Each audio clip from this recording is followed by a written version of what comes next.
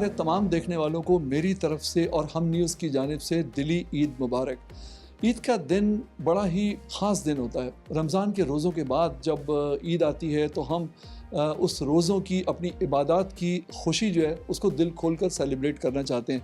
और ये सेलिब्रेशन जो है ये खानों की शक्ल में भी होती है, ये उन लोगों से मिलने की शक्ल में भी होती है जिनसे हम प्यार करते हैं, जिन्हें हम पसंद करते हैं, और अपनों के साथ टाइम स्पेंड करने की शक्ल में भी होती है।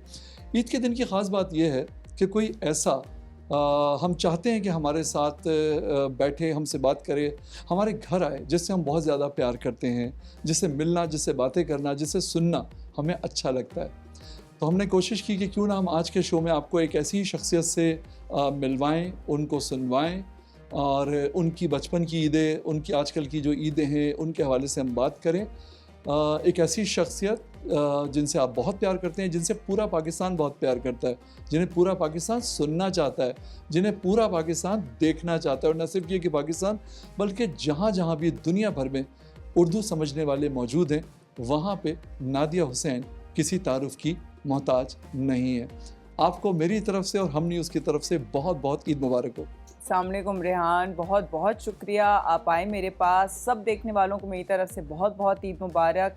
और बस ये ईद जो है ना, थोड़ी सी एक अजीब कैफियत है जो दुनिया में हो रहा है, उसको मद्देनज़र रखते हुए जो है वो थोड़ा सा अजीब फील होता है कि क्या हम क्या कर रहे हैं। लेकिन कहते हैं ना कि life must go on. Yes. तो जाहिर है वो बच्चे जो हैं उनको तो खुशी चाहिए और वो सारी एक्टिविटीज। ईद का जोड़ा आपका जो है लोग बड़े एहतमाम से तैयार करवाते हैं, सिलवाते भी हैं। तो आप जो है रेडीमेड आता है आपके लिए या आप सिलवाती हैं?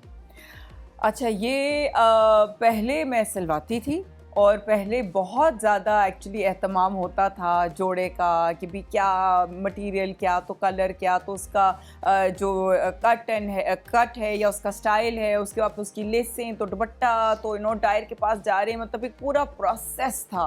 फिर ये जो पीआर वाली चीज़ जब शुरू हुई, जिसके अंदर जो है ना आप एज एन लाइक कि वीडियोस बनाएं और अपनी रीलें बनाएं और अपनी जो है ना वो सारी चीज़ें कर करा के और फिर आप जो है वो उसको पोस्ट करें, उसके बाद तो फिर डिज़ाइनर्स की तरफ से ही जो है वो कपड़े आने शुरू हो गए। तो फिर जो है वो मेरे अपने जो कपड़े हैं वो अमूमन कहीं से आते हैं। फिर ये कि बच्चों के लिए जो है वो, क्योंकि उनकी एजेस और उनके वो अलग अलग हैं, इवन दो के बच्चों के कपड़े भी अलग आते हैं, लेकिन कई दफ़ा जो है फिर मैं खुद प्रॉपर तरीके से उनके कपड़े बनवाती हूँ, या फिर अब जो है वो सबसे आसान ये कि जी ऑनलाइन ख़रीद लिया। बिल्कुल सही है। चांद रात पे लोग निकलना पसंद करते हैं, मेहंदी भी लगवाते हैं, चूड़ियाँ भी पहनते हैं और शॉपिंग भी करते हैं। तो कहते हैं चांद रात का जो मज़ा है ना, बहुत सारे लोग तो निकलते ही चांद रात पे हैं। आपके लिए चांद रात क्या है? चांद रात पे अब आजकल जो है वो थोड़ा सा, क्योंकि बहुत ज़्यादा रश होता है, हम लोग क्या करते हैं चांद रात के वक्त हम ये वाले काम करने के लिए नहीं निकलते हैं, लेकिन ये जो मेहंदी चूड़ियाँ हैं ये हम एक दिन पहले ही जो है वो जाके आराम सुकून से उस वक्त रोज़े से पहले, भले हमारा रोज़ा उन्हीं के साथ खुल जाए, और हम रोज़े का एहतमाम भी फिर उनके लिए, ख़वातीन के लिए करते हैं, और वहाँ पे बैठ के आराम सुकून से जब हम अपना रोज़ा करते हैं, मेहंदी लग रही होती है और साथ में जो है फिर वो हम चूड़ियाँ भी ख़रीदते हैं, लेकिन थोड़ा सा आराम सुकून का माहौल होता है। सही है। बचपन में आपके चांद रात जो थी वो कैसी होती थी?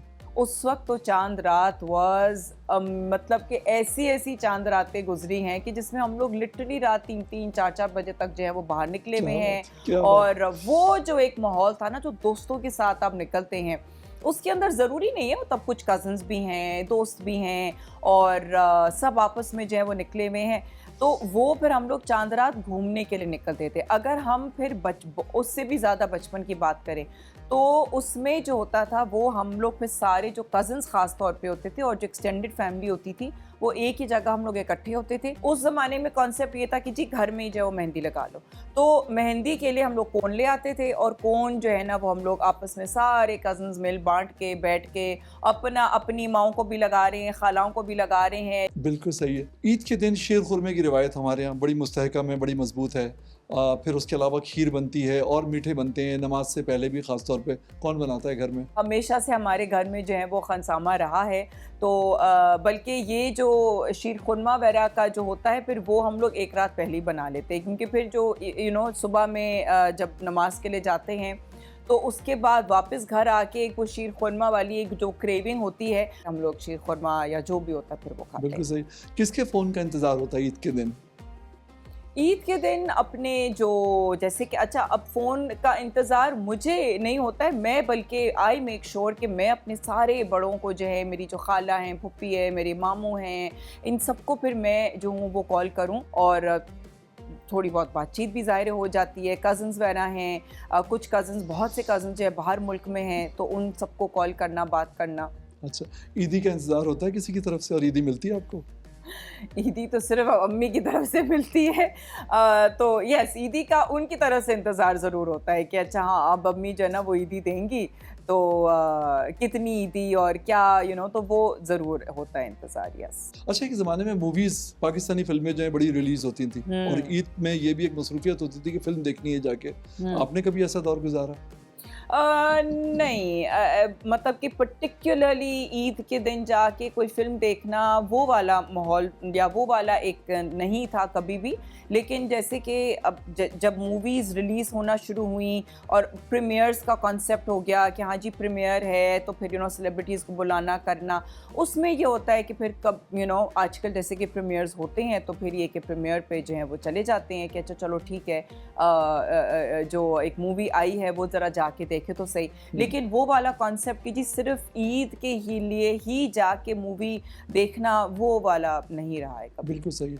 अच्छा, मुझे बताइए, आपकी बड़ी गहरी नज़र है पूरी इंडस्ट्री के ऊपर। टीवी, फ़िल्म जो है, आप उस पे बात भी करती हैं और देखती भी हैं सारे जो उसके पहलू हैं मुख्तलिफ। मुझे ये बताइए कि लाहौर में जब इंडस्ट्री थी हमारी, तो कराची के जो फ़िल्म मेकर्स थे या यंगस्टर्स थे, वो ये कहते थे कि कराची अगर इंडस्ट्री आ जाए तो हम बड़ा कोई कारनामा करके दिखाएँगे। लेकिन जब इंडस्ट्री यहाँ पे आई तो सिवाय चंद लोगों के, जिसमें नदीम बेग वगैरह शामिल हैं, या बिलाल लाशारी की एक फ़िल्म थी मौला जट, उसके अलावा कोई काबिल ज़िक्र चीज़ या कराची से कोई इंडस्ट्री उस तरह से हमें पनपती हुई नज़र नहीं आई।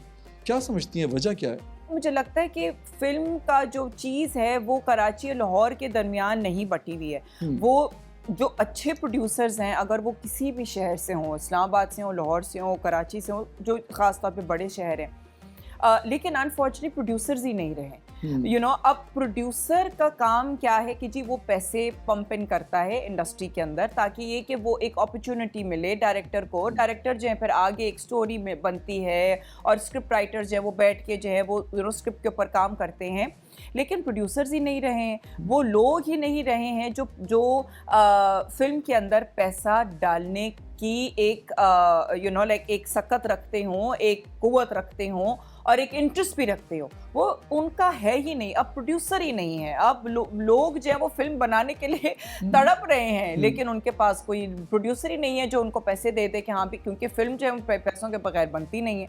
अब आपको पैसा कहाँ से आए, प्रोड्यूसर से ही देगा। प्रोड्यूसर का काम ही यही होता है, हाँ जी पैसे लो और फिल्म बनाओ। तो लेकिन जिस ज़माने में लाहौर के अंदर या पंजाब साइड में जो फिल्म कल्चर था वो इस वजह से था क्योंकि वहाँ के जो प्रोड्यूसर्स थे वो आपके मल्टीपल तबकों से आते थे। बहुत दफ़ा कोई ज़मींदार टाइप भी प्रोड्यूसर्स थे, ठीक है, बहुत दफ़ा जो हैं वो पॉलिटिशियंस भी प्रोड्यूसर्स थे। तो वो उनके लिए बहुत आसानी थी क्योंकि वो चाहते थे कि हाँ भी हम पैसा डालें। अब कोई चाहता ही नहीं है पैसा डालना, क्योंकि अब वो उनको लगता है कि जी हमारा तो पैसा डूब जाएगा, हमें रिटर्न कैसे मिलेगा, हमें ये हमें वो, कोई रिस्क ही नहीं लेता है।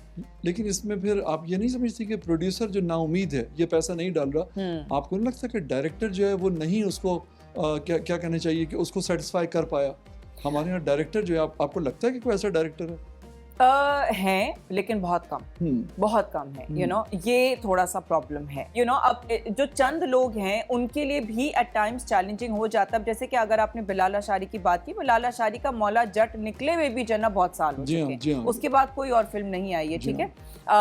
नबील कुरैशी ने मेरे पिछले साल की थी। अब जो फिल्म आई है वो बिग बैंग वालों की आई है, फहद मुस्तफ़ा की, जो कि पहले फहद मुस्तफ़ा ने कभी भी इससे पहले प्रोडक्शन नहीं की थी। वो नबील की फिल्मों में उसने काम किया, कायदे आज़म थी और उससे पहले जो एक और फिल्म थी उसके अंदर उसने काम किया, नामालूम अफराद वगैरह, उसमें काम किया उसने। लेकिन अब फहद मुस्तफ़ा ने अपनी प्रोडक्शन खुद की। तो अब जो है वो मुझे लगता है कि थोड़े जो है ना वो लोग और ज़्यादा उभर रहे हैं, आहिस्ता आहिस्ता उभर रहे हैं फिल्मों की तरफ। आपको नहीं लगता कि नेटफ्लिक्स और अमेज़ॉन प्राइम के दौर में जब लोग घर बैठे बड़े यूनिक आइडियाज़ देख रहे हैं, बड़े एक्स्ट्रॉर्डिनरी फिल्में देख रहे हैं। हम अब तक एक लड़के और एक लड़की की मोहब्बत दिखा रहे हैं, हम अब तक शादी के चक्कर में पड़े हुए हैं।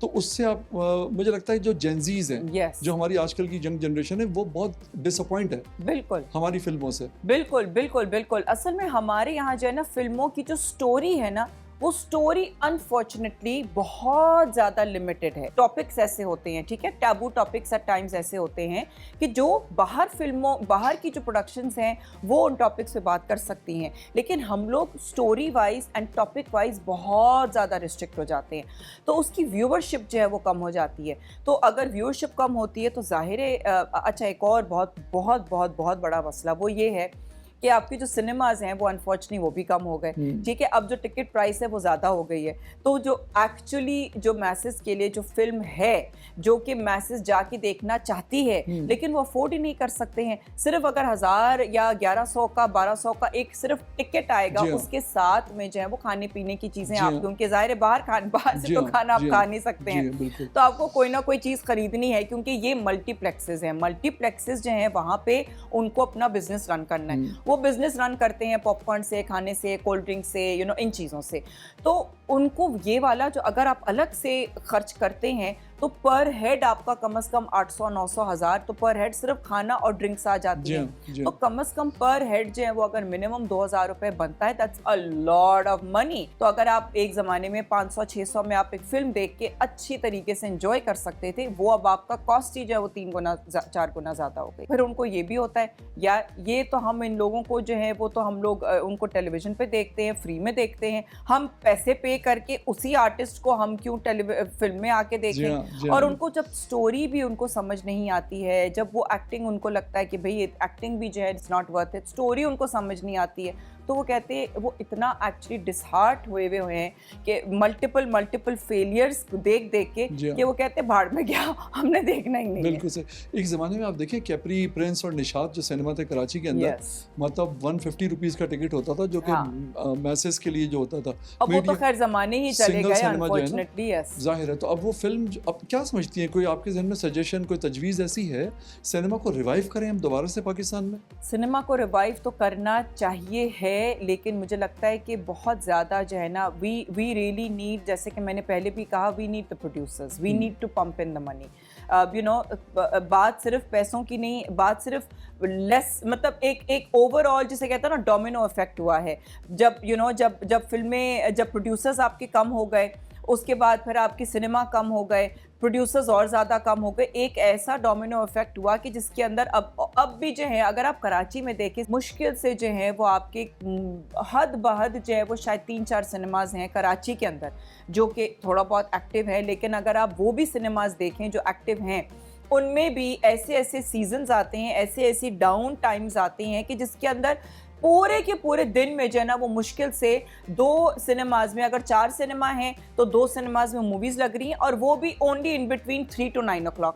मतलब अगर आप चाहो कि हाँ यार मैं तो रात के 10 बजे मैं मूवी देखूं या सुबह 12 बजे देख, कोई नहीं है। और मैंने भी एक वक्त में एक सिनेमा में, मैं नाम नहीं लूँगी सिनेमा का, वहाँ पर मैंने बुस्से हुए पॉपकॉर्न खाए। क्या बात है, क्या बात। ठीक है, खाए इन द सेंस कि वो बुस्से हुए थे, तो मैंने जब उसको खाना शुरू किया तो मुझे फील हुआ कि ये जो एक बुस्से हुए होते हैं ना, जब पॉपकॉर्न के अंदर वो जो तेल वाली बुस्से हुए तेल की एक अजीब सी एक वो आ जाती है स्मेल, वो स्मेल आ रही, तो मैंने उठा के पॉपकॉर्न रख दिया। फिल्म बनाने का इरादा है? कभी सोचा है कि फ्यूचर में कभी जाकर नादिया हुसैन फिल्म बनाएंगी और एक ऐसी स्टोरी दिखाएंगी कि लोग कहेंगे यार वाकई ये होती है फिल्म? बिल्कुल बिल्कुल बिल्कुल, इरादा ज़रूर है और एक चाहत भी है, एक अपॉर्चुनिटी भी मिली है कि एक स्टोरी को सोचने का। सबसे ज़्यादा इस वक्त जो मुझे प्रॉब्लम हो रही है वो है कहानी, कि जी कहानी क्या होनी चाहिए। कहानी जो है फिर वो ऐसी मतलब कि एक मज़े की कहानी होनी चाहिए, जिससे आपने कहा कि वो लड़का लड़की की शादी तक जो है वो महदूद नहीं होना चाहिए। मुझे भी यही लगता है कि ये इस कहानी से, इस किस्म के लाइक हम मतलब स्टोरी से जो है वो हट के कुछ ना कुछ बनाएं। बहुत सी और कहानियाँ हैं, लेकिन वो कहानी ही क्या होनी चाहिए वो ही इस वक्त मैं थोड़ा सा खुद हुई हुई हूँ कि क्या कहानी होनी चाहिए। बिल्कुल सही। नादिया हुसैन साहिबा से बात हमारी जारी रहेगी। ये लड़का और लड़की के मिलने की जो कहानी है ये टाइटैनिक भी थी, लेकिन वो जिस स्केल पर दिखाई गई, जिस सिनेरियो में वो दिखाई गई, बात वही थी कि एक लड़का और एक लड़की वो दोनों एक दूसरे को पसंद करते हैं और शादी करना चाहते हैं, लेकिन वो किसी छोटे से मोहल्ले में नहीं दिखाई गई। वो एक बहुत बड़े स्केल पे दिखाई गई और उसके बाद वो एक क्लासिक बन गई। तो बात यह है कि प्रेजेंटेशन भी बड़ी इंपॉर्टेंट है, जिस पे हम तवज्जो नहीं दे रहे हैं। हम समझते हैं कि हम अपने देखने वाले को या तो चीट कर सकते हैं, या वो नासमझ है, या उसको आइडिया नहीं है। आपका जो व्यूअर है, जो फिल्म देखने वाला है, फिल्म गोअर है, वो बहुत सेंसिबल है, बहुत समझदार है। वो अपने घर में, अपने बेडरूम में और ड्राइंग रूम में बैठ के दुनिया की फिल्म देख रहा है। तो ये चीज़ आगे नहीं चलेगी। डेफिनेटली हमें कुछ बेहतर लाइंस पे सोचना पड़ेगा। एक छोटा सा ब्रेक लेते हैं, उसके बाद नादिया हुसैन से करेंगे कुछ उनके अपकमिंग टेलीविज़न प्लेस के हवाले से बात।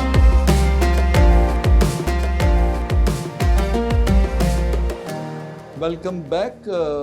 एक बार फिर आपको अपनी ईद ट्रांसमिशन में खुश आमदीद कहते हैं। नादिया हुसैन हमारे साथ मौजूद हैं, किसी तारुफ की मोहताज नहीं है, और आप उन्हें अभी सुन ही रहे थे। नादिया जी, ये बताइए आपके अपकमिंग प्लेस, एक हम टीवी का कोई सीरियल जो है वो आप कर रही हैं। तो डेफिनेटली एक बहुत बड़ी खबर है, लोग बड़े एक्साइटेड है जानने के लिए। एक बीच में गैप सा था, उसके बाद अब टीवी पे आ रही हैं, तो यकीनन लोग देखना चाहते हैं आपको। तो मुझे ज़रा उसके बारे में बताएं। बिल्कुल, वो स्टोरी है, अभी उसका नाम है लीडर। उसके टीज़र भी आ चुके हैं और उसके अंदर मैं बेसिकली किंजा की मदर का रोल कर रही हूँ।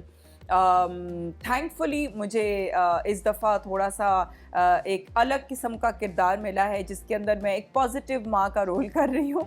लेकिन मुझे पॉजिटिव माँ का रोल करने में जो है फिर महसूस हुआ कि मैं तो कुछ भी नहीं कर रही हूँ। मतलब कि कोई मेरी ऐसा कैरेक्टर इम्पोर्टेंस है, ना मेरा कोई इसके अंदर कोई जो है ना कोई ख़ास कोई इनपुट है स्टोरी के लिहाज से, क्योंकि मैं उसकी माँ हूँ। और माँ के तहत जो है वो जो एक टिपिकल मदर्स लव वाली चीज़ होती है वो है ज़रूर, लेकिन मैं फिर कहती हूँ कि भाई मतलब कि क्या मेरा कोई सच इसके अलावा कोई इम्पोर्टेंस नहीं है कहानी में। जो मेरे जो हस्बैंड बने हैं, ज़ाहिर है जो किंजा के फादर बने हैं, दैट इज़ फरहान ताहिर। वो पहली दफ़ा पाकिस्तान टेलीविज़न पे, मतलब पाकिस्तानी टेलीविज़न पे वो कोई किरदार कर रहे हैं। इससे पहले कभी भी उन्होंने ड्रामा नहीं किया है। वो एक फिल्म के एक्टर हैं, और बल्कि हॉलीवुड फिल्म के एक्टर हैं। तो पहली दफ़ा पाकिस्तान में उन्होंने पाकिस्तानी टेलीविज़न पे उन्होंने एक ड्रामे का किरदार किया है। तो that I think is very exciting, क्योंकि Farhan is an amazing actor and उनके ऑपोजिट जो एक वो जो क्लैश बनता है वो काफ़ी लोगों का क्लैश बनता है, लेकिन one of them is also Yusuf Bashir Qureshi, who I also love. And Ali Raza जो हैं वो भी एक as a new artist, as a new young boy, I think he is also fantastic. Kinza तो है ही इतनी प्यारी और इतनी है ही वो sweet, and you know she is also very good actress. I just hope कि जो स्टोरी है वो लोगों के साथ रेजोनेट करे। कब देख सकेंगे नाजरीन इसे? आई थिंक पता नहीं, शायद ये बिल्कुल ईद के फ़ौरन बाद ऑन एयर होने वाला है। सही है, बिल्कुल। कैसा रोल करना चाहती हैं? कोई एक ख़ास रोल? आपने कहा कि जी मदर का रोल है, हाँ। और कोई इसमें एक्स्ट्रॉर्डनरी चीज़ नहीं है। नादिया हुसैन, कौन सा रोल है जो सोचती हैं कि मुझे इस रोल में कास्ट किया जाए? मुझे ऑनेस्टली या तो एज अ पॉलिटिशियन टाइप, या फिर ये है कि मुझे एज अ पुलिस हूँ, तो उस चीज़ का मुझे लगता है कि मैं जो है ना वो बड़ा मुझे मज़ा आएगा वो ऐसा रोल करने में। मैं ये देखता हूँ आप ही की बात से, जैसे पुलिस वुमेन की आपने बात की है, पॉलिटिशियन की बात की, मैंने देखा प्रोफेशंस नहीं है हमारे ड्रामों में ओवरऑल पाकिस्तान में। मतलब हस्बैंड क्या करते हैं? वो बिजनेस करते हैं। बिजनेस क्या करते हैं? इंपोर्ट एक्सपोर्ट का करते हैं। लड़की क्या करती है? एक ऑफिस में जॉब करती है। अच्छा, वो हमारी जो हीरोइन है वो कभी लेडी पुलिस ऑफिसर नहीं हो सकती। हमारा हीरो जो है वो पायलट नहीं हो सकता, वो फाइटर पायलट नहीं हो सकता, वो कमर्शियल पायलट नहीं हो सकता, और वो जो है वो कोई पुलिस ऑफिसर नहीं हो सकता, पोस्टमैन नहीं हो सकता, ड्राइवर नहीं हो सकता। मतलब वो कहीं काम करता है, सुबह जाता है और रात में आता है।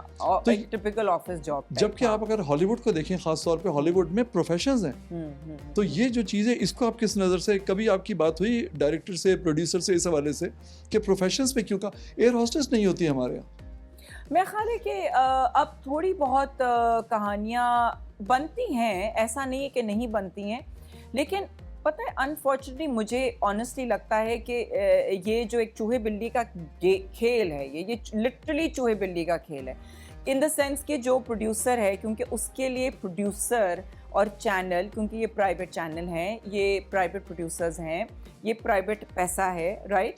तो जो प्रोड्यूसर है वो कहता है कि जी जाहिर है अगर मैं ड्रामे के अंदर अगर मैं पैसा डालूँगा या अगर चैनल बनाता है एक सर्टन ड्रामा और दिखाता है एक सर्टन ड्रामा, उनको चाहिए उससे बिजनेस। कोई भी जो काम है वो चैरिटी के लिए नहीं कर रहा है, क्योंकि हम कोई हम कोई नेशनल टेलीविजन तो है नहीं, मतलब बहुत कम है। नेशनल टेलीविजन के ऊपर भी कोई हाल ऐसा ड्रामा नहीं आ रहा है जो बहुत ही जो है ना वो अनलिमिटेड बजट का बना हो।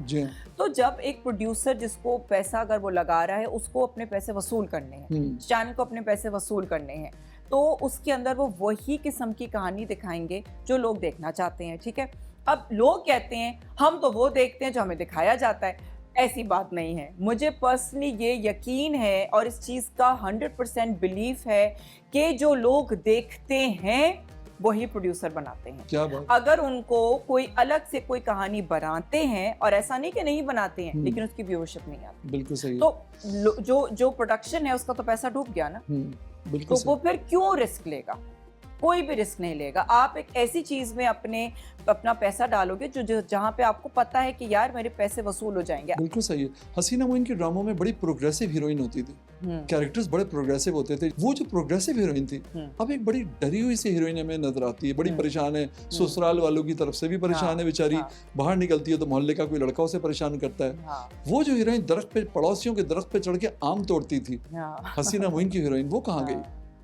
बस मुझे लगता है वही बात है, अनफॉर्चुनेटली जो लोगों की Aahista Aahista over a period of time जब प्राइवेट प्रोडक्शंस आई, उन्होंने कहानियों का रुख थोड़ा बहुत चेंज किया, तो आहिस्ता आहिस्ता जो व्यूअर है उसका भी थॉट प्रोसेस और उसका जो देखने का जो एक जो वो देखना चाहते हैं वो थोड़ा सा चेंज हो गया, टेस्ट उसका चेंज हो गया। लेकिन अभी भी अब एक अच्छी चीज़ ये है कि जब कहानी बुरी होती है ना तो लोग क्रिटिसाइज खुला करते हैं। ये मुझे बात अच्छी लगी है कि जब आप क्रिटिसाइज करते हैं ना तो फिर जो आपका प्रोड्यूसर है या जो डायरेक्टर है या जो स्क्रिप्ट राइटर है वो सोचता फिर ज़रूर है, हाँ यार उस वाली कहानी को इतनी बुराइयां हुई थी उसकी, यार ठीक है इससे हटकर थोड़ा सा कुछ और बना दो। क्योंकि बुराइयां जो हैं वो होना सही है, लेकिन आप जानते बूझते आप ऐसी चीज बनाओ जिसके अंदर आपको पता है कि हाँ बुराइयां होंगी उसकी,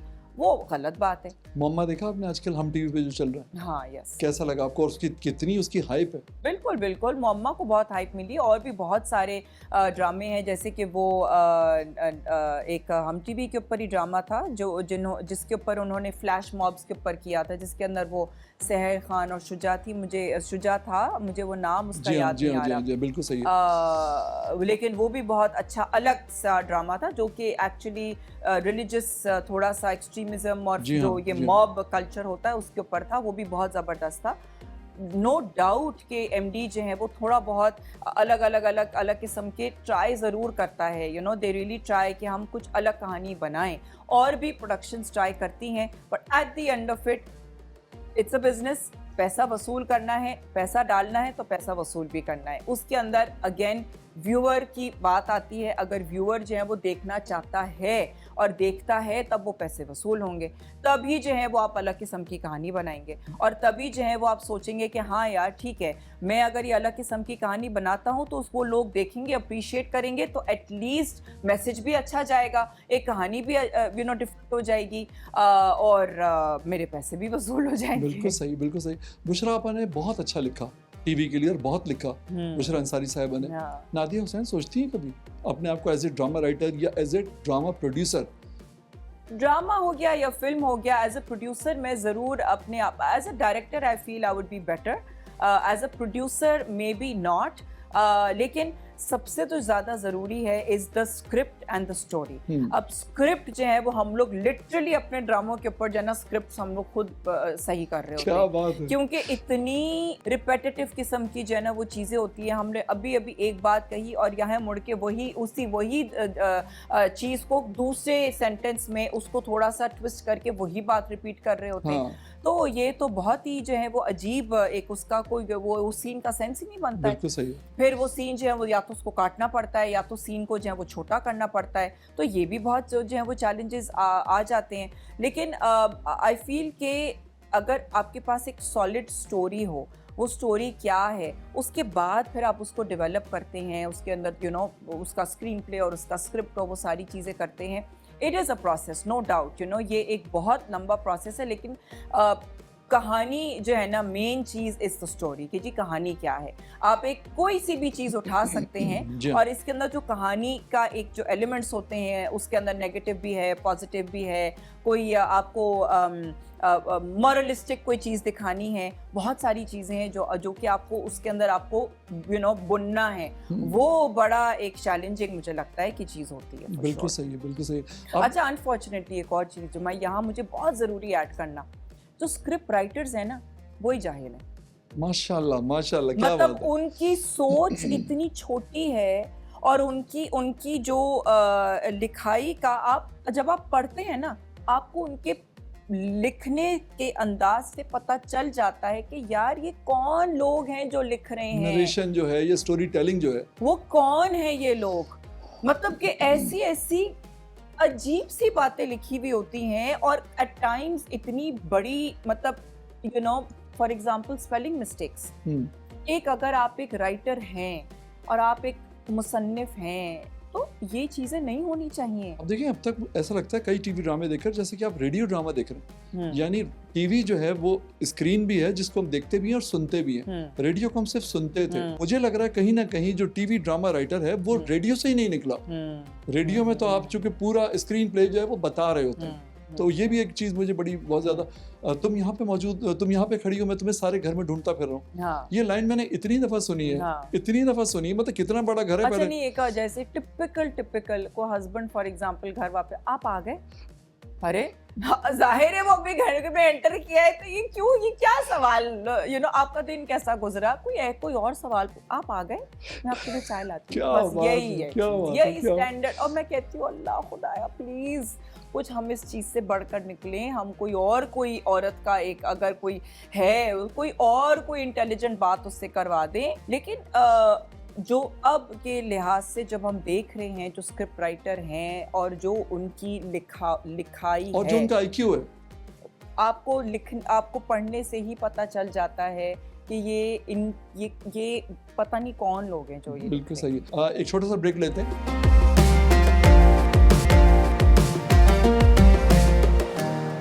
वेलकम बैक। एक बार फिर आपको अपनी ईद ट्रांसमिशन में खुश आमदीद कहते हैं। नादिया हुसैन हमारे साथ मौजूद हैं। पॉलिटिक्स की आपने बात की थी अभी, पॉलिटिशियन का रोल और सारी चीज़ें। कौन सा पॉलिटिशियन ऐसा है आजकल जिसे आप बहुत ज़्यादा आपको लगता है कि यार ये बंदा या ये बंदी सही काम कर रहा है और ये एक पर्सनैलिटी है जिसको एडमायर किया जा सकता है? पॉलिटिक्स तो बहुत, आई वुड से लाइक ट्रिकी जो है ना वो गेम है।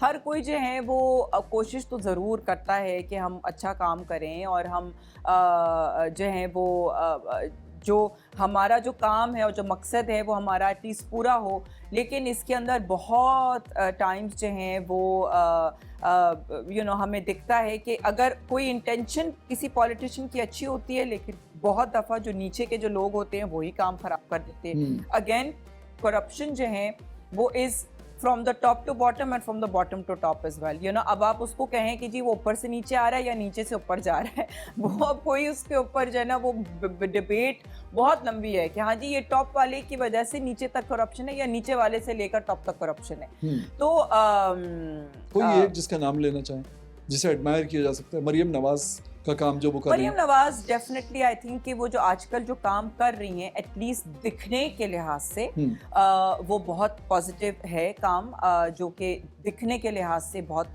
नजर आता है। हाँ यार, जब आप पंजाब जाते हैं तो आपको दिखता है एटलीस्ट जो वो चीज को करने के उनकी इंटेंशन है वो दिख रही है। वो दिखाना और उसको इम्प्लीमेंट करना, यही सबसे ज़्यादा आई वुड से बड़ी अचीवमेंट है एक पॉलिटिशियन की, कि भाई अगर मुझे एक सर्टन इंफ्रास्ट्रक्चर को बेहतर करना है, अगर मुझे सड़कें ही, अगर हम सिर्फ सड़कों की बात कर लें, अगर मुझे सड़कें सही करवानी है, ये एक ऐसी चीज़ है जो एक पॉलिटिशियन के हाथ में है। ये सिंपल बेसिक चीज़ है जो एक पॉलिटिशियन करवा सकता है। लेकिन हमने अनफॉर्चुनेटली सिंध के अंदर तो बिल्कुल भी ये चीज़ हम नहीं देख रहे हैं, लेकिन एटलीस्ट पंजाब में जो है वो हम ये चीज़ देख रहे हैं कि जो उन्होंने कहा, जो उन्होंने इम्प्लीमेंट करवाया। एक और चीज़ उन्होंने अभी रिसेंटली कही, अगेन क्राइम के लिहाज से and as far as the accountability of police officers is concerned, उन्होंने कहा कि जी बॉडी कैंप लगाना ज़रूरी है पुलिस ऑफिसर को। मुझे लगा ये बहुत अच्छी एक कदम है जी हाँ। कि जो आप कोई भी जो है फिर अब नहीं कह सकता कि जी इसके अंदर अकाउंटेबिलिटी आ जाती ना, या पुलिस ऑफिसर गलत था या तो वो जो बंदा था जी हाँ। उसने किसी अग्रेशन दिखाया तब पुलिस ऑफिसर ने जो है वो कोई रिटेलिएट किया या जो भी किया। लेकिन हमारे यहाँ तो पुलिस ऑफिसर ही जो है वो अगर इतना करप्ट है कि उसी के ऊपर अगर उंगलियां उठती हैं तो अब बॉडी कैम पहना हुआ है, वो खुद भी अकाउंटेबल हो गया, वो खुद भी रिश्वत मांगने से जो है वो कॉन्शियस हो जाएगा। जी हाँ, जी हाँ, जी हाँ। क्या मशवरा देना चाहती हैं पॉलिटिशियंस को? लेकिन इससे पहले हम सवाल ये करते हैं कि सिंध में जो सूरत हाल हम देखते हैं सड़कों की, पानी की, खासतौर पर जब बारिश होती है उस मौसम में इतनी तनकीद होती है हुकूमत सिंध के ऊपर, उसके बावजूद हमें वही सब कुछ दिख रहा होता है, चंद बयानात आते हैं। क्या वजह है? मतलब आदत है उनको तनकीद सुनने की? नहीं, मुझे लगता है कि कराची का जो निज़ाम है ना वो बहुत ज़्यादा बिखरा हुआ है। वो निज़ाम जो है ना वो क्योंकि पुराने वक्तों का है निज़ाम, जैसे कि फॉर एग्जांपल इदारे जो है ना वो हर एक का, हर इदारे का अलग काम है। अब फॉर एग्जांपल सीबीसी है, वो कहता है कि जी मेरा काम जो है वो कचरा उठाना नहीं है, मेरा काम जो है वो सड़कें बनाना नहीं है। केएमसी कहता है कि जी मेरा काम ये नहीं है, मेरा काम ये नहीं है। डीएचए कहता है मेरा काम ये नहीं है, मेरा काम ये नहीं है। गवर्नर कहता है मेरा काम ये नहीं है, मेरा काम ये नहीं है। मेयर कहता है मेरा काम ये नहीं है, मेरा काम ये नहीं है। अरे भाई जिसका काम है तो वो बता दो। अब मुझे पर्सनली मेरे साथ जो एक्सपीरियंस हुआ है वो ये है कि जी जब डीएचए में फॉर एग्जांपल, जैसे अगर हम इधर ही डीएचए की बात करें, डीएचए वालों ने हमें बुलाया, बहुत से जो सेलिब्रिटीज़ हैं उन सबको बुलाया। उन्होंने कहा कि जी हम लोग जो है ये पूरा ड्रेनेज का प्लान है, जो कि पता नहीं 2 साल का प्लान था उन लोगों का, कि जी ये प्लान हम इम्प्लीमेंट करेंगे, यहाँ डिगिंग करेंगे और ये हम ड्रेन्स बनाएंगे, वो सारी चीज़ें।